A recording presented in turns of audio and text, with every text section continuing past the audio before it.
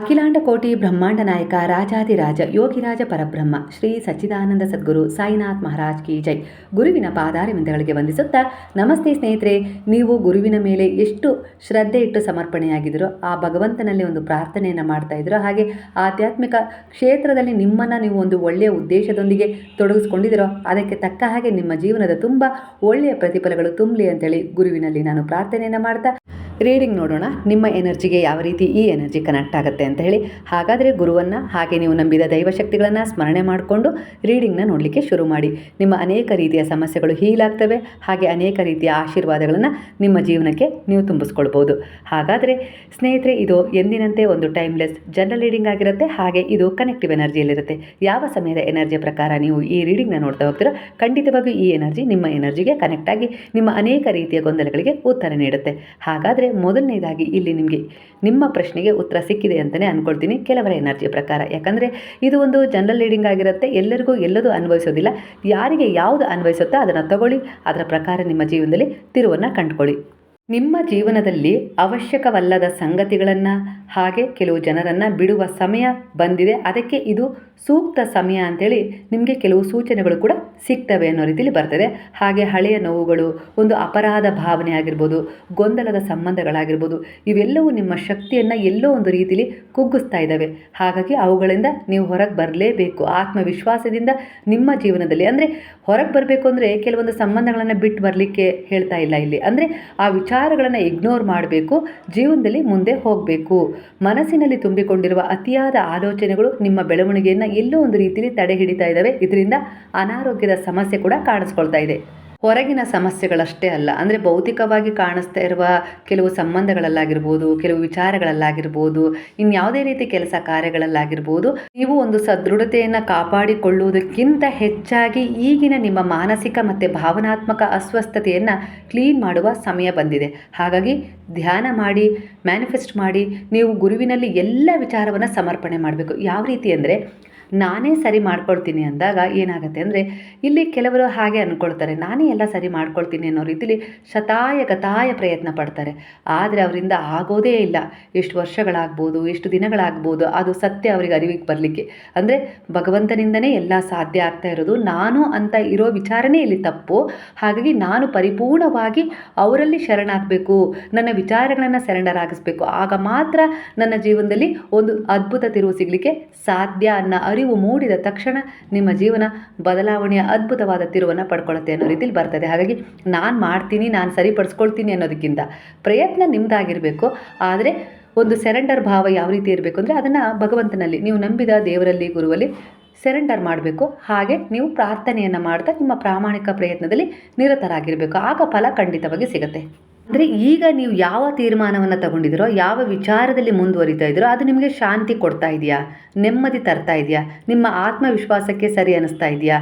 ಖಂಡಿತ ಅನ್ನಿಸ್ತಾ ಇದೆ ಅಂದರೆ ಮುಂದೆ ಹೋಗಿ, ಇಲ್ಲ ಅಂದರೆ ಅದನ್ನು ಅಲ್ಲೇ ಬಿಟ್ಬಿಡಿ ಅನ್ನೋ ರೀತಿಲಿ ಬರ್ತಾ ಇದೆ ಕೆಲವರಿಗೆ. ಹಾಗೆ ಒಂದು ಬೌಂಡ್ರಿಯಲ್ಲಿ ನೀವು ಇರೋದು ಬೇಡ. ಸ್ಪಷ್ಟವಾಗಿ ನಿಮ್ಮ ಒಂದು ಗುರಿಯ ಕಡೆ ನಿಮ್ಮ ಗಮನ, ಒಂದು ದೃಷ್ಟಿಕೋನ ಹರಿಸಿ. ಅಂದರೆ ನಿಮ್ಮ ಒಂದು ಏನು ಸಾಧನೆ ಆಗಬೇಕಾಗಿತ್ತಲ್ಲ, ಅದನ್ನು ಪಡ್ಕೊಳ್ಳುವ ಸಮಯ ಬಂದಿದೆ. ಹಾಗಾಗಿ ಈಗ ನೀವು ನಿಂತ ನೀರಾಗಬೇಡಿ, ಹರಿಯುವ ನೀರಾಗಿ. ಹಾಗಾಗಿ ಮುಂದೆ ಹೋಗಿ ಅನ್ನೋ ರೀತಿಯಲ್ಲಿ ಇಲ್ಲಿ ಕೆಲವರಿಗೆ ಸೂಚನೆ ಸಿಗ್ತಾಯಿದೆ. ಯಾರ ಮೇಲೆ ಭರವಸೆ ಇಟ್ಟಿದ್ರೋ, ಇಡಬೇಕು ಅಂತೇಳಿ ಅಂದ್ಕೊಂಡಿದ್ರು, ಅವರ ವಿಚಾರದಲ್ಲಿ ನಿಮ್ಮ ಆತ್ಮಸಾಕ್ಷಿ ಸ್ಪಷ್ಟತೆಯನ್ನು ಕೊಡ್ತಾ ಇದೆ. ಅದರ ಪ್ರಕಾರ ನಿರ್ಧಾರ ತಗೊಳ್ಳಿ. ಹೊಸ ಅವಕಾಶಗಳಿಗೆ ಜಾಗ ಖಂಡಿತವಾಗಿ ಸಿಗುತ್ತೆ. ಹಾಗೆ ಮನಸ್ಸಿಗೂ ಕೂಡ ನಿಧಾನವಾಗಿ ಶಾಂತಿ ಸಿಗ್ತಾ ಹೋಗುತ್ತೆ. ಯಾಕಂದರೆ ನಿಮ್ಮ ಹೆಜ್ಜೆಗಳು ಯಾವ ಒಂದು ಒಳ್ಳೆಯ ಉದ್ದೇಶವನ್ನು ಅರಸಿ ಹೋಗ್ತಾ ಇದ್ದಾವೋ, ಅದಕ್ಕೆ ತಕ್ಕ ಹಾಗೆ ನಿಮ್ಮ ಮನಸ್ಸಿಗೆ ಶಾಂತಿ ಸಿಗುತ್ತೆ. ಆ ಶಾಂತಿಯುತವಾದ ಮನಸ್ಸಿಗೆ ಎಲ್ಲ ಒಂದು ಸ್ಪಷ್ಟತೆ ಹಂತ ಹಂತವಾಗಿ ಸಿಗ್ತಾ ಹೋಗುತ್ತೆ. ದೈವಿಕವಾಗಿ ಇಲ್ಲಿ ಒಂದು ಸಲಹೆ ಸಿಗ್ತಾ ಇದೆ. ಅಂದರೆ ಎಲ್ಲಿಯವರೆಗೂ ಒಂದು ವಿಚಾರಗಳನ್ನು ನೀವು ಬಿಡುವ ಧೈರ್ಯ ಮಾಡೋದಿಲ್ಲ, ಅಲ್ಲಿವರೆಗೂ ಹೊಸದನ್ನು ಸ್ವೀಕರಿಸುವ ಶಕ್ತಿ ನಿಮ್ಮಲ್ಲಿ ಬರೋದಿಲ್ಲ ಅನ್ನೋ ರೀತಿಯಲ್ಲಿ ಇಲ್ಲಿ ಒಂದು ಸಂದೇಶ ಸಿಗ್ತಾ ಇದೆ. ಹಾಗಾಗಿ ಬಲವಂತವಾಗಿ ಯಾವ ವಿಚಾರವನ್ನೇ ಆಗಲಿ, ಯಾವ ವ್ಯಕ್ತಿಯನ್ನೇ ಆಗಲಿ ಹಿಡ್ಕೊಳ್ಬೇಡಿ. ಪ್ರಯತ್ನ ನಮ್ಮದಾಗಿರಬೇಕು. ಅದಕ್ಕೊಂದು ಮ್ಯಾನಿಫೆಸ್ಟ್ ಮಾಡಬೇಕು, ಒಂದು ಭಗವಂತನಲ್ಲಿ ಆ ವಿಚಾರವನ್ನು ಸಮರ್ಪಣೆ ಮಾಡಬೇಕು. ಇದು ನಮ್ಮ ಕೈಯಲ್ಲಾದ ಪ್ರಯತ್ನ. ಏನು ಸಿಗಬೇಕೋ ಅದು ಭಗವಂತ ತೀರ್ಮಾನ ಮಾಡಿಕೊಡ್ತಾರೆ. ನೀವು ಅವರಲ್ಲಿ ಯಾವ ರೀತಿ ಸೆರೆಂಡರ್ ಆಗಿರ್ತೀರೋ ಅದಕ್ಕೆ ತಕ್ಕ ಹಾಗೆ ಮುಂದಿನ ತಿರುವು ನಿಮಗೆ ಸಿಗುತ್ತೆ. ಒಟ್ಟಾರೆಯಾಗಿ ಈ ಸಮಯದಲ್ಲಿ ಏನು ನಡೀತಾ ಇದೆಯೋ, ನೀವು ಅವರ ಶರಣದಲ್ಲಿದ್ದಾಗಲೂ ಕೂಡ ಏನಾದರೂ ವ್ಯತ್ಯಾಸಗಳು ಆಗ್ತಾ ಇದ್ದಾವೆ ಅಂದರೆ ಖಂಡಿತ ಅದು ನಿಮ್ಮ ಒಳ್ಳೆಯದಕ್ಕೆ ಆಗ್ತಾ ಇದೆ ಅನ್ನೋ ರೀತಿಯಲ್ಲಿ ಬರ್ತಾ ಇದೆ. ಅದು ಮುಂದಿನ ದಿನಗಳಲ್ಲಿ ನಿಮಗೆ ಬೇಗನೆ ಗೊತ್ತಾಗುತ್ತೆ. ಕೆಲವರ ಎನರ್ಜಿ ಪ್ರಕಾರ ನಿಮ್ಮ ಕೆಲಸದಲ್ಲಿ, ಜವಾಬ್ದಾರಿಗಳಲ್ಲಿ ಅಥವಾ ಒಂದು ಪ್ರಾಜೆಕ್ಟ್ ವರ್ಕ್ಗಳಲ್ಲಿ ಅತಿಯಾದ ಒತ್ತಡ, ಅತಿಯಾದ ಗೊಂದಲ ಇದೆ ಅಂದರೆ ಅವುಗಳನ್ನು ಒಂದು ಸಾರಿ ಪರಿಷ್ಕರಿಸಿ ನೋಡಿ ಅಥವಾ ಆದ್ಯತೆ ಮಟ್ಟವನ್ನು ಸರಿಪಡಿಸ್ಕೊಳ್ಳಿ ಅನ್ನೋ ರೀತಿಯಲ್ಲಿ ಕೆಲವರಿಗೆ ಇಲ್ಲಿ ಒಂದು ಸಜೆಷನ್ ಸಿಗ್ತಾ ಇದೆ. ಕೆಲವು ಅನಗತ್ಯ ವ್ಯಕ್ತಿಗಳು ಅಥವಾ ಅವರ ವಿಚಾರಗಳು ನಿಮ್ಮ ಒಂದು ಪ್ರಗತಿಗೆ ತಡೆಯನ್ನು ಮಾಡ್ತಾ ಇದ್ದಾವೆ, ನಿಮ್ಮ ಒಂದು ವೈಯಕ್ತಿಕ ಜೀವನದಲ್ಲಿ ತುಂಬ ನೋವನ್ನು ಕೊಡ್ತಾ ಇದ್ದಾವೆ ಅನ್ನೋ ರೀತಿಯಲ್ಲಿ ಬರ್ತದೆ. ಹಾಗಾಗಿ ಅವುಗಳನ್ನು ನೀವು ದೂರ ಇಟ್ಟುಬಿಡಿ. ಆ ವಿಚಾರದ ಬಗ್ಗೆ ಪದೇ ಪದೇ ಚಿಂತಿಸಬೇಡಿ. ಭಗವಂತನ ಚಿಂತನೆ ಮಾಡಿ. ಗುರು ನಿಮ್ಮ ಕೈಯನ್ನು ಬಿಡೋದಿಲ್ಲ ಅನ್ನೋ ರೀತಿಯಲ್ಲಿ ಬರ್ತದೆ. ಒಟ್ಟಾರೆಯಾಗಿ ಆ ವಿಚಾರವನ್ನು ಸಂಪೂರ್ಣವಾಗಿ ಬಾಬಾರವರ ಪಾದಗಳಲ್ಲಿ ನೀವು ಸಮರ್ಪಣೆ ಮಾಡಿದ್ದೀರಾ ಅಂದರೆ ಹೊಸ ಅವಕಾಶಗಳಿಗೆ ನಿಮಗೆ ಆದ್ಯತೆ ಸಿಗುತ್ತೆ ಹೆಚ್ಚಾಗಿ ಅನ್ನೋ ರೀತಿಯಲ್ಲಿ ಬರ್ತಾ ಇದೆ. ಅಂದರೆ ಅನಗತ್ಯ ವ್ಯಕ್ತಿಗಳಿಂದ ಏನು ತೊಂದರೆ ಆಗ್ತಾ ಇದೆಯಲ್ಲ, ಆ ವಿಚಾರಗಳಿಂದ, ಅವರ ವಿಚಾರಗಳಿಂದ, ಅದರಿಂದ ನಿಮಗೆ ಖಂಡಿತ ಒಂದು ಸ್ವತಂತ್ರತೆಯನ್ನು ಇಲ್ಲಿ ಬಾಬಾ ಕೊಡೋ ಸಿದ್ಧತೆಯನ್ನು ಮಾಡ್ಕೊಂಡಿದ್ದಾರೆ ಅನ್ನೋ ರೀತಿಯಲ್ಲಿ ಬರ್ತದೆ. ಇಷ್ಟು ವರ್ಷಗಳಾಯಿತು, ಎಲ್ಲ ರೀತಿಯ ಕಷ್ಟ, ನೋವು, ಸಮಸ್ಯೆಗಳನ್ನು ಅನುಭವಿಸ್ದೆ, ಎಲ್ಲ ರೀತಿಯಲ್ಲೂ ನಾನು ಒಂದು ಒಳ್ಳೆಯದನ್ನು ಮಾಡ್ತಾ ಇದ್ದೀನಿ, ಆದರೂ ಕೂಡ ನನ್ನ ಸಮಯ, ಒಂದು ಒಳ್ಳೆಯ ಸಮಯ ಯಾವಾಗ ಬರುತ್ತೆ ಅಂತೇಳಿ ಕೆಲವರ ಎನರ್ಜಿಯ ಪ್ರಕಾರ ಪ್ರಾರ್ಥನೆ ಇದೆ. ಖಂಡಿತ ಒಂದು ಸ್ಪಷ್ಟವಾದ ಗುರಿಯೊಂದಿಗೆ ನಿಮ್ಮೆಡೆಗೆ ಆ ಸಮಯ ಬರ್ತಾ ಇದೆ. ಸ್ವಲ್ಪ ಕರ್ಮದಲ್ಲಿ ಬ್ಲಾಕೇಜ್ಗಳು ಉಂಟಾಗಿದ್ವು, ಅವುಗಳು ರಿಮೂವ್ ಆಗಲಿಕ್ಕೆ ಇಲ್ಲಿ ಸ್ವಲ್ಪ ಸಮಯ ತಗೊಂಡಿತ್ತು. ಆದರೆ ಅದು ವಿಶೇಷವಾಗಿ ನಿಮ್ಮ ಬಳಿ ಬರ್ತಾ ಇದೆ ಅನ್ನೋ ರೀತಿಯಲ್ಲಿ ಸಲಹೆ ಸಿಗ್ತಾ ಇದೆ. ಮದುವೆಯ ವಿಚಾರದಲ್ಲಿ ಕೆಲವರಿಗೆ ಈ ತಿಂಗಳ ಕೊನೆಯಲ್ಲಿ ಒಂದು ಸುಳಿವು ಸಿಗುತ್ತೆ ಅನ್ನೋ ರೀತಿಯಲ್ಲಿ ಬರ್ತಾ ಇದೆ. ನಿಮ್ಮ ಜೀವನದಲ್ಲಿ ಸಿಕ್ಕ ಒಂದು ಅನುಭವಗಳ ಪಾಠವನ್ನು ನಿಮ್ಮ ಶಕ್ತಿ ಮತ್ತು ನಿಮ್ಮ ಒಂದು ಮುಖ್ಯ ಕೆಲಸಗಳಿಗೆ ಮಾತ್ರ ಅವುಗಳನ್ನು ಬಳಸ್ಕೊಂಡು ಮುಂದೆ ಸಾಗಿ ಅನ್ನೋ ರೀತಿಯಲ್ಲಿ ಇಲ್ಲಿ ಬಾಬಾ ನಿಮಗೆ ಸಲಹೆಯನ್ನು ಕೊಡ್ತಾ ಇದ್ದಾರೆ. ಮುಂದಿನ ವರ್ಷದಲ್ಲಿ ನಿಮಗೆ ಕೆಲಸದ ಒತ್ತಡ ಕಡಿಮೆ ಆಗುತ್ತೆ, ಆದರೆ ಆತ್ಮವಿಶ್ವಾಸ ಹೆಚ್ಚಾಗುತ್ತೆ. ಅಂದರೆ ಆ ಕೆಲಸವನ್ನು ನೀವು ಪ್ರೀತಿಯಿಂದ ಮಾಡ್ತೀರಾ, ಹಾಗಾಗಿ ಒತ್ತಡ, ಆಯಾಸ ಕಡಿಮೆ ಆಗ್ತಾ ಬರುತ್ತೆ. ನಿಮ್ಮ ವೈಯಕ್ತಿಕ ಜೀವನದಲ್ಲಾಗಿರ್ಬೋದು, ಹಾಗೆ ಹಣದ ವಿಚಾರದಲ್ಲಾಗಿರ್ಬೋದು ಇರುವ ಅಸ್ತವ್ಯಸ್ತತೆಯನ್ನು ತೆಗೆಯುವ ಸಮಯ ಬಂದಿದೆ ಅನ್ನೋ ರೀತಿಯಲ್ಲಿ ಇಲ್ಲಿ ಒಂದು ಎನರ್ಜಿ ಕಾಣಿಸ್ತಾ ಇದೆ. ಹಾಗೆ ಹಳೆಯ ಸಂಬಂಧಗಳ ನೋವುಗಳು ಅಥವಾ ಅನಗತ್ಯ ಕೆಲವು ಭಾವನೆಗಳು ನಿಮ್ಮ ಹೃದಯವನ್ನು ಭಾರಗೊಳಿಸಿದ್ವಲ್ವ, ಅವುಗಳನ್ನು ನೀವು ಬಿಡೋ ಸಂದರ್ಭ ಬಂದಿದೆ. ಅಂದರೆ ನೀವೇ ಈಗ ಅಂದ್ಕೊಂಡಿದ್ದೀರಾ ಯಾವ ಸರಿ ಯಾವ ತಪ್ಪು, ಅದನ್ನು ಬಿಟ್ಟರೆ ನಾನು ಜೀವನದಲ್ಲಿ ಸ್ವಲ್ಪ ಮುಂದೆ ಹೋಗಲಿಕ್ಕೆ ಸಾಧ್ಯ, ನೆಮ್ಮದಿಯನ್ನು ಕಂಡುಕೊಳ್ಳೋಕ್ಕೆ ಸಾಧ್ಯ ಅನ್ನೋ ರೀತಿಯಲ್ಲಿ ಆ ಬಿಗಿಯಾದ ಹಿಡಿತವನ್ನು ಸಡಿಲಗೊಳಿಸ್ತಾ ಇದ್ದೀರಾ. ಹಣದ ದೃಷ್ಟಿಯಿಂದ ಅತಿಯಾದ ಒಂದು ಖರ್ಚು, ಹಾಗೆ ಬೇರೆಯವರ ಮೇಲೆ ಅವಲಂಬನೆ ಆಗಿರೋದು ಅಥವಾ ಅಸ್ಪಷ್ಟ ಹೂಡಿಕೆಗಳು ನಿಮ್ಮ ಪ್ರಗತಿಗೆ ತಡೆಯನ್ನು ಒಡ್ತಾ ಇದ್ದಾವೆ. ಇಲ್ಲಿ ಹಣಕಾಸಿನ ವಿಚಾರದಲ್ಲಿ ಕೆಲವು ಬ್ಲಾಕೇಜ್ಗಳು ಕೆಲವರಿಗೆ ಕಾಣಿಸ್ತಾ ಇದ್ದಾವೆ. ಅಂದರೆ ನೀವು ದುಡಿದ ಹಣವನ್ನು ಮೊದಲನೇ ದಿನ ತಂದಾಗ ಅದನ್ನು ಯಾವ ರೀತಿ ಉಪಯೋಗಿಸ್ತೀರಿ ಅನ್ನೋದ್ರ ಮೇಲೆ ಆ ಬ್ಲಾಕೇಜ್ಗಳು ರಿಮೂವ್ ಆಗ್ತವೆ ಅನ್ನೋ ರೀತಿಯಲ್ಲಿ ಬರ್ತದೆ.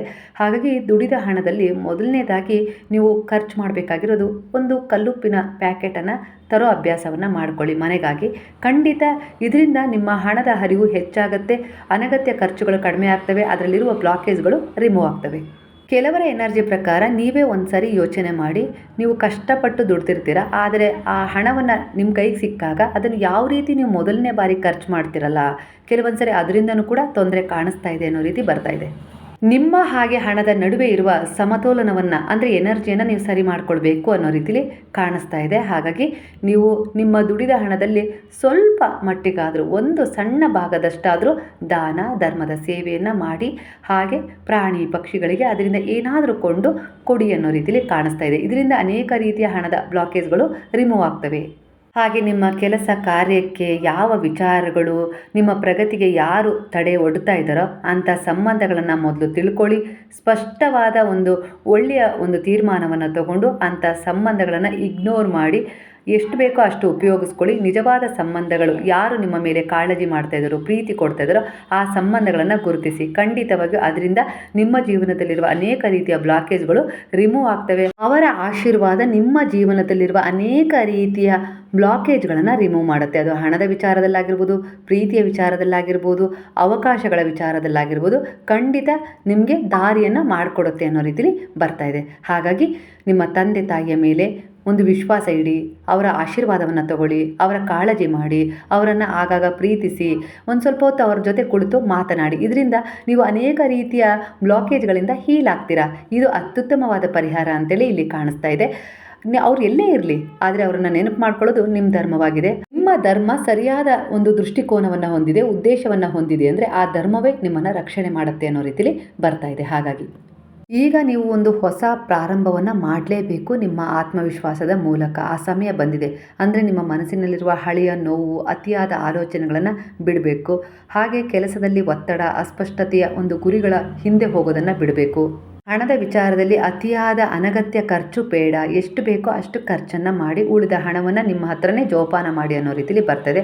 ಹಾಗೆ ಹಳೆಯ ಸಂಘರ್ಷಗಳು ನಿಮ್ಮ ಸಂಬಂಧದಲ್ಲಿ ಒಂದು ಭಾರವನ್ನು ತರ್ತಾ ಇಲ್ಲ, ಅಲ್ಲಿ ಒಂದು ಬಿಡುಗಡೆಯನ್ನು ತರ್ತಾ ಇದೆ ಅನ್ನೋ ರೀತಿಲಿ ಬರ್ತಾ ಇದೆ. ಒಟ್ಟಾರೆಯಾಗಿ ಈಗಿನ ಸಮಯದ ಎನರ್ಜಿ ಪ್ರಕಾರ ನೀವು ಪರಿಪೂರ್ಣವಾಗಿ ಬಾಬಾರವರಲ್ಲಿ ನಂಬಿಕೆ ಇಟ್ಟು ಶರಣಾಗಿದ್ದೀರಾ. ಆಧ್ಯಾತ್ಮಿಕತೆಯಲ್ಲಿ ನಿಮ್ಮನ್ನು ನೀವು ಒಂದು ಭಾಗವಾಗಿಸ್ಕೊಂಡಿದ್ದೀರಾ. ಅಲ್ಲಿಗೆ ಭಗವಂತನ ಯೋಜನೆಯಲ್ಲಿ, ಗುರುವಿನ ಯೋಜನೆಯಲ್ಲಿ ನೀವು ಈಗ ಒಂದು ಭಾಗವಾಗಿದ್ದೀರಾ. ಅಂದರೆ ಖಂಡಿತ ನಿಮ್ಮ ಒಂದು ಮುಂದಿನ ಭವಿಷ್ಯವನ್ನು ರೂಪಿಸಿಕೊಡುವ ಯೋಜನೆಯನ್ನು ಗುರುವು ಮಾಡ್ತಾ ಇದ್ದಾರೆ. ಯಾಕಂದರೆ ಈ ಸಮಯದಲ್ಲಿ ನೀವು ಪರಿಪೂರ್ಣವಾಗಿ ಅವರಲ್ಲಿ ಶರಣಾಗಿದ್ದೀರಾ. ನಿಮ್ಮ ಜೀವನದ ಅತಿಯಾದ ಒಂದು ಸಂಘರ್ಷದ ಹೋರಾಟ ಆಗಿರ್ಬೋದು, ಕೆಲವು ನೋವುಗಳಾಗಿರ್ಬೋದು, ದುಃಖಗಳಾಗಿರ್ಬೋದು, ನಿಂದನೆಗಳಾಗಿರ್ಬೋದು, ನಿಮ್ಮನ್ನು ಎಷ್ಟು ರೀತಿಯಲ್ಲಿ ಪಾಠ ಕಲಿಸಿದಾವೆ ಅಂದರೆ ಅವುಗಳೊಂದಿಗೆ ಈಗ ನೀವು ಗುರುವಿನಲ್ಲಿ ಸಂಪೂರ್ಣವಾಗಿ ಶರಣಾಗಿದ್ದೀರಾ. ನಿಮ್ಮದೇ ಕೆಲವು ನಿರ್ಧಾರಗಳಿಂದ ತಪ್ಪುಗಳಿಂದ ಮಾಡ್ಕೊಂಡಿದ್ರಲ್ಲ, ಅದಕ್ಕೂ ಕೂಡ ಪಶ್ಚಾತ್ತಾಪಪಟ್ಟು ಗುರುವಿನಲ್ಲಿ ಸಂಪೂರ್ಣವಾಗಿ ಶರಣಾಗಿದ್ದೀರಾ. ಇದಕ್ಕೆ ಇಲ್ಲಿ ಗುರುವು ನಿಮ್ಮ ಮೇಲೆ ಪ್ರಸನ್ನರಾಗಿದ್ದಾರೆ ಅನ್ನೋ ರೀತಿಯಲ್ಲಿ ವಿಚಾರ ಬರ್ತದೆ. ಹಾಗಾಗಿ ನಿಮ್ಮೊಳಗಿಂದಲೇ ಅವರು ಕಾರ್ಯನಿರ್ವಹಿಸ್ತಾ ಇದ್ದಾರೆ. ಅವರು ಯಾವತ್ತಿಗೂ ನಿಮ್ಮ ಕೈ ಬಿಡೋದಿಲ್ಲ ಅನ್ನೋ ರೀತಿಲಿ ಇಲ್ಲಿ ಎನರ್ಜಿ ಕಾಣಿಸ್ತಾ ಇದೆ. ಯಾಕಂದರೆ ನಿಮ್ಮದು ಅಷ್ಟು ಒಂದು ದೃಢವಾದ ವಿಶ್ವಾಸ ಈ ಸಮಯದಲ್ಲಿ ಅವರ ಬಗ್ಗೆ ಇದೆ.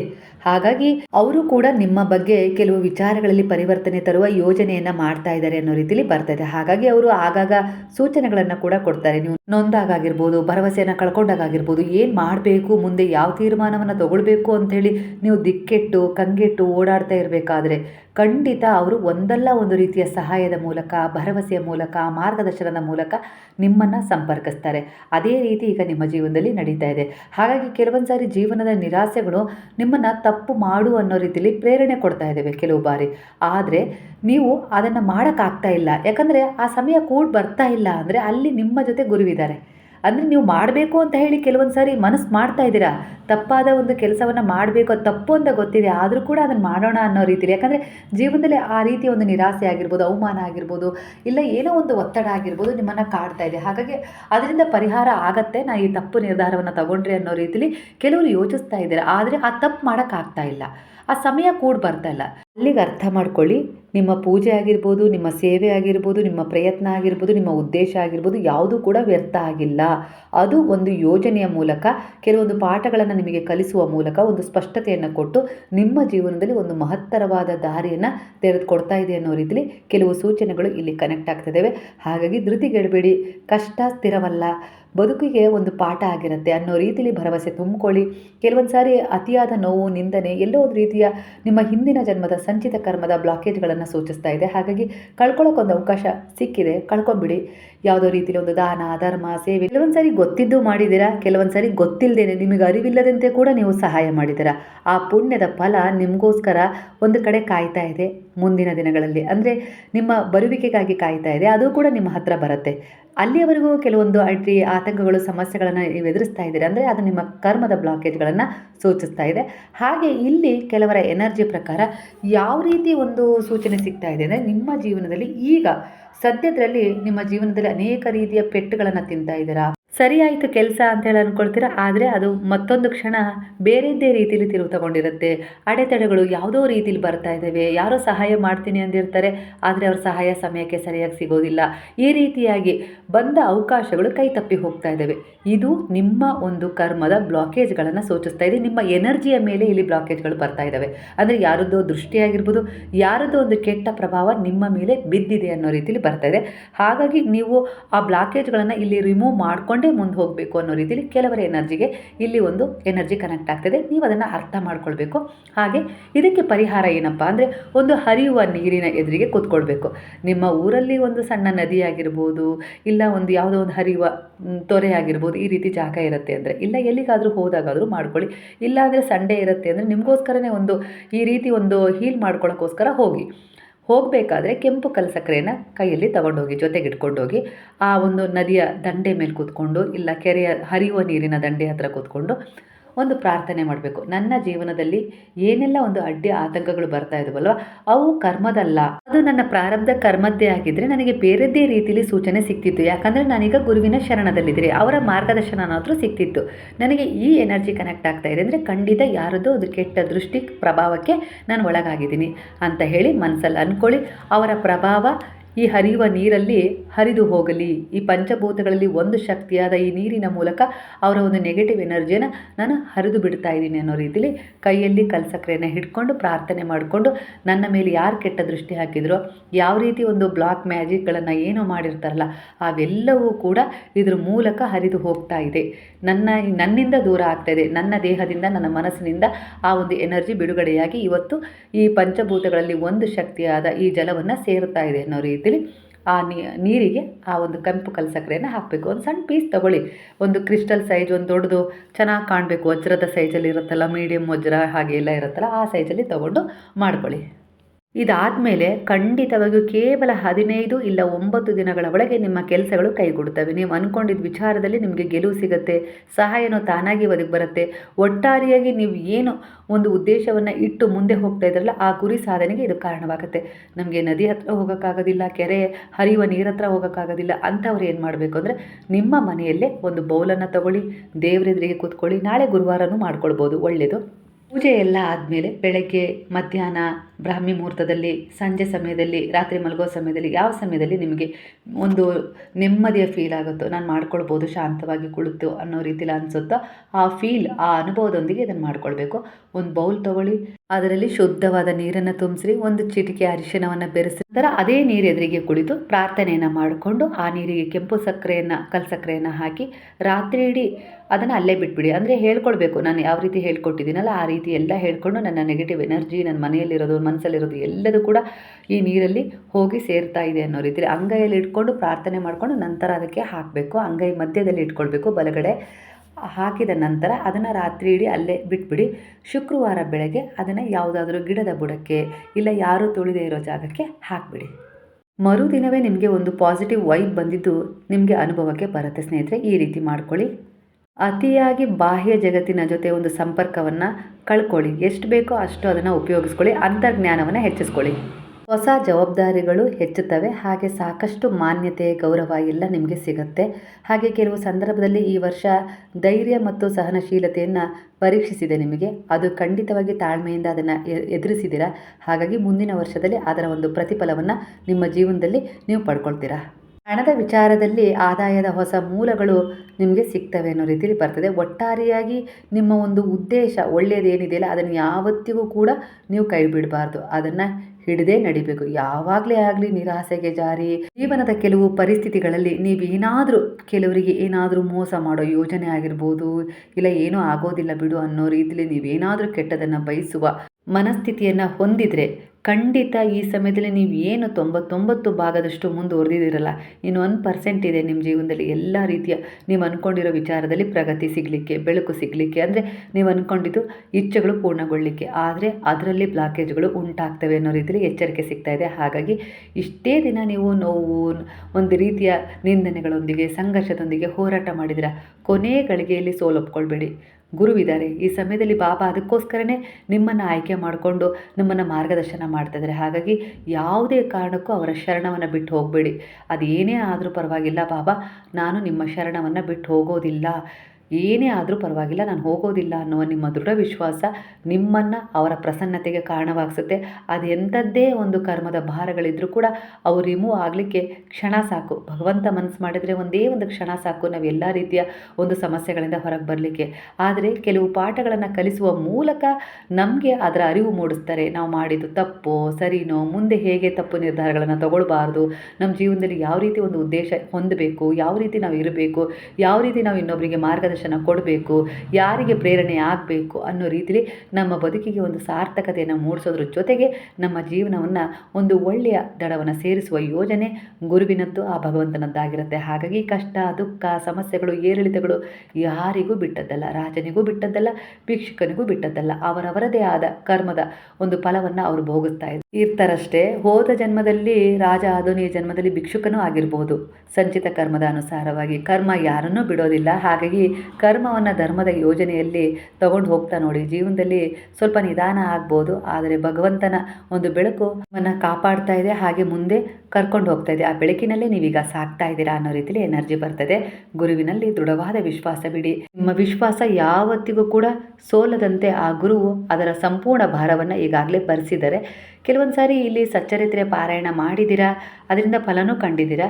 ಹಾಗಂತ ಇನ್ನೊಂದು ಸಾರಿ ನೀವು ಪಠಣ ಮಾಡಿದಾಗ ನೀವು ಅದರ ಫಲ ಕಂಡಿಲ್ಲ ಅಂದರೆ ಅಲ್ಲಿ ಅದರಲ್ಲಿರುವ ಒಂದು ಬ್ಲಾಕೇಜ್ಗಳು ರಿಮೂವ್ ಆಗ್ತಾ ಇದ್ದಾವೆ ಅನ್ನೋ ರೀತಿಯಲ್ಲಿ ಒಟ್ಟಾರೆಯಾಗಿ ಯಾವುದು ನಿಮಗೆ ಸರಿಯೋ ಅದನ್ನು ಸಕಾಲಕ್ಕೆ ಸರಿಯಾಗಿ ಗುರುವು ಒದಗಿಸಿ ಕೊಡ್ತಾರೆ. ಯಾವುದಕ್ಕೆ ಬೇಕಾಗಿತ್ತು ಅದು ಸಿಕ್ಕಿಲ್ಲ ಅಂದರೆ ಅದಕ್ಕೆ ಸಮಯ ಸರಿ ಇಲ್ಲದೆ ಇರ್ಬೋದು, ಇಲ್ಲ ನೀವೇನೋ ಒಂದು ಪಾಠವನ್ನು ಕಲಿಬೇಕಾಗಿರ್ಬೋದು, ಇಲ್ಲ ಅಂದರೆ ಅದು ನಿಮಗೆ ಸಿಗದೇ ಇರೋದೇ ಒಳ್ಳೆಯದಾಗಿರ್ಬೋದು ಅನ್ನೋ ರೀತಿಯಲ್ಲಿ ಬರ್ತಾ ಇದೆ. ಈಗಾಗಲೇ ನಿಮ್ಮ ಜೀವನದಲ್ಲಿರುವ ಅನೇಕ ರೀತಿಯ ಒಂದು ಕೆಟ್ಟ ಅಧ್ಯಾಯಗಳನ್ನು ಅಂತ್ಯಗೊಳಿಸ್ಕೊಂಡಿದ್ದೀರಾ. ಸಿಂಗಲ್ ಆಗಿದ್ದೀರಾ ಅಂದರೆ ಹೊಸ ಸಂಬಂಧಗಳು ಮಟ್ಟದಲ್ಲಿ ಹೊಸ ಪ್ರೀತಿ ಅಥವಾ ಸಂಭ್ರಮವನ್ನು ಆಕರ್ಷಿಸುವ ಅವಕಾಶಗಳನ್ನು ನಿಮ್ಮ ಜೀವನದಲ್ಲಿ ತರ್ತಾ ಇದ್ದಾವೆ ಅನ್ನೋ ರೀತಿಯಲ್ಲಿ ಬರ್ತಾ ಇದೆ ಕೆಲವರ ಎನರ್ಜಿ ಪ್ರಕಾರ. ಹಿಂದಿನಷ್ಟು ದುರ್ಬಲತೆ ಇಲ್ಲ ನಿಮ್ಮಲ್ಲೀಗ. ತುಂಬ ಧೈರ್ಯ, ಹಾಗೆ ಸೃಜನಶೀಲತೆ, ಸ್ವಲ್ಪ ತಾಳ್ಮೆ, ಹಾಗೆ ಆತ್ಮೋಪಚಾರವನ್ನು ನೀವು ಕಂಡುಕೊಂಡಿದ್ದೀರಾ. ಅಂದರೆ ಆ ಜಾಗೃತಿನೇ ಹೆಚ್ಚಿಸ್ಕೊಂಡಿದ್ದೀರಾ. ಹಾಗಾಗಿ ನಿಮ್ಮ ಸುತ್ತ ಇರುವ ಒಂದು ಔರ ಪರಿಶುದ್ಧವಾಗಿದೆ, ಹಾಗೆ ತುಂಬ ಪಾಸಿಟಿವ್ ಆಗಿದೆ, ಅಂದರೆ ಗಟ್ಟಿಯಾಗಿದೆ. ಹಾಗಾಗಿ ಯಾರೂ ನಿಮ್ಮನ್ನು ಅಷ್ಟು ಸುಲಭಕ್ಕೆ ಒಂದು ತೊಂದರೆ ಕೊಡಲಿಕ್ಕೆ ಸಾಧ್ಯ ಇಲ್ಲ ಅನ್ನೋ ರೀತಿಯಲ್ಲಿ ಬರ್ತದೆ. ಹಾಗೆ ಸಾಮಾಜಿಕ ಜಾಲತಾಣಗಳ ನಡುವೆ ಸಮತೋಲನ ಇರಲಿ ಅಂತ ಬರ್ತದೆ. ಅತಿಯಾಗಿ ಫೋನ್ಗಳ ಮೂಲಕ ಒಂದು ವ್ಯವಹಾರವನ್ನು ಇಟ್ಕೊಳ್ಬೇಡಿ. ಇನ್ಸ್ಟಾಗ್ರಾಮ್ ಇಲ್ಲ ಅಂದರೆ ಫೇಸ್ಬುಕ್ ಅಲ್ಲಿ ಫ್ರೆಂಡ್ಶಿಪ್ ಮಾಡ್ಕೊಳ್ಳೋದು, ಇಲ್ಲ ಅವರನ್ನು ಸಂಪರ್ಕ ಮಾಡೋದು, ಇನ್ಯಾವುದೇ ರೀತಿ ವ್ಯವಹಾರಗಳನ್ನು ಇಟ್ಕೊಳ್ಳೋದು ಅಷ್ಟು ಸರಿಯಲ್ಲ ಅನ್ನೋ ರೀತಿಯಲ್ಲಿ ಎಚ್ಚರಿಕೆ ಬರ್ತಾ ಇದೆ. ಯಾರಾದರೂ ನಿಮಗೆ ಒಂದು ಮೆಸೇಜನ್ನು ಕಳಿಸಿ ಫ್ರೆಂಡ್ಶಿಪ್ ಮಾಡ್ಕೊಳ್ಳೋಣ ಅಂತ ಹೇಳಿದರೆ ಈಗ ನಿಮಗೆ ಅದರ ಅವಶ್ಯಕತೆ ಇಲ್ಲ ಅಲ್ವಾ. ಎಲ್ಲೋ ಕಾರಣದವರ ಜೊತೆ ಫ್ರೆಂಡ್ಶಿಪ್ ಮಾಡ್ಕೊಳ್ಳೋದಕ್ಕಿಂತ ನೀವು ಆ ಗುರುವನ್ನೇ ಆಗಿರ್ಬೋದು, ನಿಮ್ಮವರನ್ನೇ, ನಿಮ್ಮ ಕಾಳಜಿ ಮಾಡೋರನ್ನೇ ಫ್ರೆಂಡ್ಶಿಪ್ ಮಾಡ್ಕೊಂಡು ಈಗ ಹೇಗಿದ್ದೀರೋ ಎಲ್ಲಿದ್ದೀರೋ ಅಲ್ಲೇ ಇದ್ಬಿಡಿ. ಅತಿಯಾಗಿ ಅದರ ಬಗ್ಗೆ ತಲೆ ಕೆಡಿಸ್ಕೊಳ್ಳೋದು ಬೇಡ ಅನ್ನೋ ರೀತಿಯಲ್ಲಿ ಬರ್ತದೆ. ಯಾಕಂದರೆ ಅದು ನಿಮ್ಮ ದುರಂತಕ್ಕೆ ಕಾರಣವಾಗುತ್ತೆ ಅನ್ನೋ ರೀತಿಯಲ್ಲಿ ಕಾಣಿಸ್ತಾ ಇದೆ ಎನರ್ಜಿ. ಹಾಗಾಗಿ ಇಲ್ಲಿ ಎಚ್ಚರಿಕೆಯ ಒಂದು ಗಂಟೆ ನಿಮಗೆ ಸಿಗ್ತಾ ಇದೆ. ಕೆಲವರ ಎನರ್ಜಿ ಪ್ರಕಾರ ಅವರು ಯಾವುದೋ ಒಂದು ರೀತಿಯಲ್ಲಿ ನಿಮ್ಮನ್ನು ಒಂದು ವಿನಯ ಭಾವದಿಂದ ನಿಮಗೊಂದು ಸಹಾಯ ಮಾಡಿದರು, ಒಂದು ನೆಲೆ ಕೊಟ್ಟಿದ್ದರು. ಆದರೆ ಈಗ ನಿಮ್ಮ ಮನಸ್ಥಿತಿ ಅವರ ಪರವಾಗಿ ಬೇರೆಯದ್ದೇ ಒಂದು ರೀತಿಯಲ್ಲಿ ವೈಯಕ್ತಿಕವಾಗಿ ಒಂದು ಆಕರ್ಷಣೆಯನ್ನು ಹೊಂದಿದೆ ಅನ್ನೋ ರೀತಿಯಲ್ಲಿ ಕೆಲವರ ಎನರ್ಜಿ ಬರ್ತಾ ಇದೆ. ಯಾವ ರೀತಿ ಅಂದರೆ ಅವ್ರು ನಿಮಗೊಂದು ಸಹಾಯ ಮಾಡಿದರು, ಇಲ್ಲ ಎಲ್ಲೋ ಒಂದು ಕೆಲಸ ಕೊಡಿಸಿದ್ರು, ಇಲ್ಲ ಅವ್ರ ಮನೆಯಲ್ಲೇ ಕೆಲಸಕ್ಕೆ ಇಟ್ಕೊಂಡಿದ್ರು. ಈ ರೀತಿ ಎಲ್ಲ ಏನೋ ಒಂದು ಎನರ್ಜಿ ಕನೆಕ್ಟ್ ಆಗ್ತಾ ಇದೆ. ಈಗ ಹೇಗಾಗಿದೆ ಅಂದರೆ ನೀವು ಅವರ ಮೇಲೆ ಆಕರ್ಷಣೆ ಆಗಿರ್ಬೋದು, ಇಲ್ಲ ಅವರು ನಿಮ್ಮ ಮೇಲೆ ಆಕರ್ಷಣೆ ಆಗಿರ್ಬೋದು. ಈ ಒಂದು ಸಂಬಂಧ ನಿಮ್ಮಿಬ್ಬರ ನಡುವೆ ಇದೆ. ಇದು ಎಲ್ಲೋ ಒಂದು ರೀತಿಯ ಆಘಾತಕಾರಿಯಾದ ತಿರುವು ತಗೊಳುತ್ತೆ. ಯಾಕಂದರೆ ನಿಮ್ಗೆ ಕಷ್ಟ ಇತ್ತು ಅಂತಲೇ ನೀವು ಭಗವಂತನಲ್ಲಿ ಪ್ರಾರ್ಥನೆ ಮಾಡಿದ್ರಿ, ಗುರು ಅದಕ್ಕೊಂದು ದಾರಿ ತೋರಿಸ್ಕೊಟ್ಟಿದ್ರು. ಅವರು ಕೂಡ ಅದೇ ರೀತಿಯಲ್ಲಿ ನಿಮಗೆ ಕನೆಕ್ಟ್ ಆಗಿಬಿಟ್ಟಿದ್ದಾರೆ. ಇಲ್ಲಿ ಎಲ್ಲೋ ಒಂದು ರೀತಿಯಲ್ಲಿ ಅದು ದಾರಿ ತಪ್ತಾ ಇದೆ, ಆ ಮನಸ್ಥಿತಿಗಳು ಎರಡು ಅನ್ನೋ ರೀತಿಯಲ್ಲಿ ಬರ್ತದೆ. ಒಟ್ಟಾರೆಯಾಗಿ ಇದು ಹಿಂದಿನ ಜನ್ಮದ ಒಂದು ಕರ್ಮವನ್ನೇ ಸೂಚಿಸ್ತಾ ಇದೆ. ಇಲ್ಲಿ ಏನಾಗಬೇಕಾಗಿತ್ತು ಅದಕ್ಕೆ ನೀವು ದಾರಿ ಮಾಡಿಕೊಡ್ತಾ ಇದ್ದೀರಾ ಪ್ರಾರಬ್ಧದ ಮೂಲಕ. ಹಾಗಾಗಿ ಇಲ್ಲಿ ನೀವು ಸ್ವಲ್ಪ ಒಂದು ಗುರುವಿನಲ್ಲಿ ಆ ವಿಚಾರವನ್ನು ಶರಣಾಗಿ, ಬಾಬಾ ನನ್ನ ಮನಸ್ಸು ಈ ರೀತಿ ಒಂದು ಜಾರ್ತಾ ಇದೆ, ಹಾಗಾಗಿ ನನಗೆ ತೀರ್ಮಾನ ತೊಗೊಳಕ್ಕಾಗ್ತಾ ಇಲ್ಲ, ನೀವು ಅದಕ್ಕೆ ನನಗೆ ಸಹಾಯ ಮಾಡಬೇಕು. ನನ್ನ ಇಚ್ಛೆ, ನನ್ನ ಆಸೆ ಈ ಥರ ಆಗಿದೆ, ಹಂಬಲಿಸ್ತಾ ಇದೆ, ಆದರೆ ನೀವೇನು ಕೊಡ್ತೀರೋ ನನಗೆ ಅದೇ ನನಗೆ ಸಿಗಲಿ ಅನ್ನೋ ರೀತಿ ನೀವು ಸಮರ್ಪಣೆ ಆದರೆ ಖಂಡಿತ ಅದರಲ್ಲಿ ಪರಿವರ್ತನೆ ಸಿಗುತ್ತೆ. ನಿಮ್ಮ ಪ್ರಾರಬ್ಧ ಕರ್ಮದಲ್ಲಿ ಈ ಹೊಸ ಸಂಬಂಧದಲ್ಲಿ ಏನೊಂದು ಆಘಾತಕರವಾದ ಒಂದು ಘಟನೆ ನಡೆಯೋದು ಇರುತ್ತಲ್ಲ ಮುಂದೆ, ಅದನ್ನು ಬೇರೆಯದೇ ರೀತಿಯಲ್ಲಿ ತಿರುವು ಕೊಟ್ಟು ಬಾಬಾ ನಿಮಗೆ ಸಹಾಯ ಮಾಡ್ತಾರೆ. ಖಂಡಿತ ಭಗವಂತನ ಶರಣದಲ್ಲಿ ನಾವು ಕೆಲವು ವಿಚಾರಗಳನ್ನು ಇಡಬೇಕಾಗತ್ತೆ. ಯಾಕಂದರೆ ಮನಸ್ಸಿಗೆ ಗೊತ್ತಿರುತ್ತೆ ನಮಗದು ಆಶ್ರಯ ಕೊಟ್ಟಿತ್ತು, ಆದರೆ ಈಗ ನಾನು ತಪ್ಪಾಗಿ ಅದನ್ನು ಉಪಯೋಗಿಸ್ಕೊಳ್ಳೋಕೆ ಪ್ರಯತ್ನ ಪಡ್ತಾ ಇದ್ದೀನಿ, ಇನ್ನೊಂದು ರೀತಿಯಲ್ಲಿ ಮನಸ್ಸು ಹಂಬಲಿಸ್ತಾ ಇದೆ ಅಂತೇಳಿ ನಿಮ್ಮ ಆತ್ಮಸಾಕ್ಷಿ ಗೊತ್ತಿರುತ್ತೆ. ಗೊತ್ತಿದ್ದು ಕೆಲವು ತಪ್ಪುಗಳನ್ನು ಮಾಡ್ತಾ ಇರ್ತೀರ. ಇಂಥ ಸಂದರ್ಭದಲ್ಲಿ ನಿಮಗೆ ತೀರ್ಮಾನ ತಗೊಳ್ಳೋದು ಕಷ್ಟ ಆಗುತ್ತೆ. ಯಾಕಂದರೆ ಮನಸ್ಸು ಅದನ್ನು ಹಂಬಲಿಸ್ತಾ ಇರುತ್ತೆ. ಯಾಕಂದರೆ ಕೆಲವೊಂದು ಜೀವನದ ನಿರಾಸೆಗಳು, ಕೊರತೆಗಳು ಆ ರೀತಿಯ ಹಂಬಲವನ್ನು ಉಂಟು ಮಾಡ್ತಾ ಇರುತ್ತೆ ಅನ್ನೋ ರೀತಿಯಲ್ಲಿ ಬರ್ತಾಯಿದೆ. ಹಾಗಾಗಿ ಈ ಸಮಯದಲ್ಲಿ ನಿಮಗೆ ಗೊಂದಲ ಆಗಿದೆ ಅಂದರೆ ಇಷ್ಟು ದಿನಗಳವರೆಗೂ ಇಷ್ಟು ಕಷ್ಟ ಇತ್ತಲ್ಲ, ಈ ಒಂದು ಪರಿಸ್ಥಿತಿನ ಬಂದು ತಲುಪಿದ್ದೀರಾ ಅಂದರೆ ಅದಕ್ಕೆ ಗುರು ನಿಮಗೆ ಸಾಧ್ಯ ಮಾಡಿಕೊಟ್ಟಿದ್ದಾರೆ. ನೀವು ಅವರ ಮೇಲಿಟ್ಟ ನಂಬಿಕೆ ಇಲ್ಲಿವರೆಗೂ ಕರ್ಕೊಂಡು ಬಂದಿದ್ದಾರೆ. ಹಾಗಾಗಿ ಮುಂದೆ ಈಗ ನಿಮ್ಮ ಜೀವನದಲ್ಲಿ ಏನೋ ಒಂದು ರೀತಿಯಲ್ಲಿ ಇಂಬ್ಯಾಲೆನ್ಸ್ ಆಗ್ತಾ ಇದೆ, ನಿಮ್ಮ ಮನಸ್ಸು ಚಂಚಲತೆಗೆ ಜಾರಿ ತಪ್ಪಾದ ನಿರ್ಧಾರಗಳನ್ನು ತಗೊಳ್ತಾ ಇದೆ ಅಂದರೆ ಈ ಸಮಯದಲ್ಲೂ ನೀವು ಅವರನ್ನೇ ಕೇಳಬೇಕು ತಾನೆ, ಅವರ ಶರಣದಲ್ಲೇ ಆ ವಿಚಾರಗಳನ್ನ ಇಡಬೇಕು ತಾನೆ ಅಲ್ವಾ. ಆವಾಗ ಕಷ್ಟ ಇದ್ದಾಗ ಒಂಥರ, ಈಗ ಸ್ವಲ್ಪ ಎಲ್ಲ ಸುಧಾರಣೆ ಆದ ತಕ್ಷಣ ಇನ್ನೊಂದು ಥರ ನೀವು ಮನಸ್ಥಿತಿ ಮಾಡಿಕೊಂಡ್ರೆ ಇದನ್ನೇ ಪರೀಕ್ಷೆ ಅನ್ನೋದು. ಹಾಗಾಗಿ ಇಲ್ಲಿ ನಿಮಗೆ ಜೀವನದಲ್ಲಿ ಏನೋ ಒಂದು ಆಘಾತಕರ ಘಟನೆ ನಡೆಯೋದ್ರಲ್ಲಿದೆ ಅಂತೇಳಿ ಕೆಲವರಿಗೆ ಕಾಣಿಸ್ತಾ ಇದೆ. ಹಾಗಾಗಿ ಆ ವಿಚಾರವನ್ನು ಗುರುವಿನ ಪಾದಗಳಲ್ಲಿಟ್ಟು ಶರಣಾಗ್ಬಿಡಿ. ಹಿಂದೆ ಹೇಗೆ ಅವರಲ್ಲಿ ಪರಿಪೂರ್ಣವಾಗಿ ಸರೆಂಡರ್ ಆಗಿದ್ರೋ ಅದೇ ಥರ ಶರಣಾಗಿ ಅಲ್ಲಿ ಏನು ಆಗಬೇಕಾಗಿರುತ್ತೋ ಅದು ನಿಮಗೆ ಸಿಗಬೇಕೋ ಬೇಡೋ ಅದರಿಂದ ಬೇರೆ ರೀತಿಯಲ್ಲಿ ನಿಮಗೊಂದು ದಾರಿ ತೋರಿಸ್ತಾರೋ ಏನು ಆಗಬೇಕೋ ಒಟ್ಟಾರೆಯಾಗಿ ಅವ್ರು ರಕ್ಷಿಸ್ತಾರೆ. ಸಂಪೂರ್ಣ ಭಾರದ ಒಂದು ಜವಾಬ್ದಾರಿಯನ್ನು ಅವ್ರು ತಗೊಂಡು ನಿಮ್ಮನ್ನು ಸೇವ್ ಮಾಡ್ತಾರೆ ಅಲ್ಲಿಂದ ಅನ್ನೋ ರೀತಿಯಲ್ಲಿ ಬರ್ತಾ ಇದೆ ಸ್ನೇಹಿತರೆ. ಇವತ್ತಿನ ಟ್ಯಾರೋಟ್ ರೀಡಿಂಗ್ನ ಮೆಸೇಜ್ ನಿಮ್ಮ ಜೀವನಕ್ಕೆ ಹತ್ತಿರವಾಗಿದ್ದರೆ ಸಾಯಿರಾಮ್ ಅಂತೇಳಿ ಕಮೆಂಟ್ ಮಾಡೋದನ್ನು ಮರಿಬೇಡಿ. ಹಾಗಾದರೆ ಎಲ್ಲರೂ ಸೇರಿ ಹೇಳೋಣವಾ? ಹರೇ ರಾಮ ರಾಮ ರಾಮ ಹರೇ ಹರೇ, ಹರೇ ಕೃಷ್ಣ ಕೃಷ್ಣ ಕೃಷ್ಣ ಹರೇ ಹರೇ, ಹರೇ ಸಾಯಿ ಸಾಯಿ ಸಾಯಿ ಹರೇ ಹರೇ, ಹರೇ ಬಾಬಾ ಬಾಬಾ ಬಾಬಾ ಹರೇ ಹರೇ, ಹರೇ ದತ್ತ ದತ್ತ ದತ್ತ ಹರೇ ಹರೇ.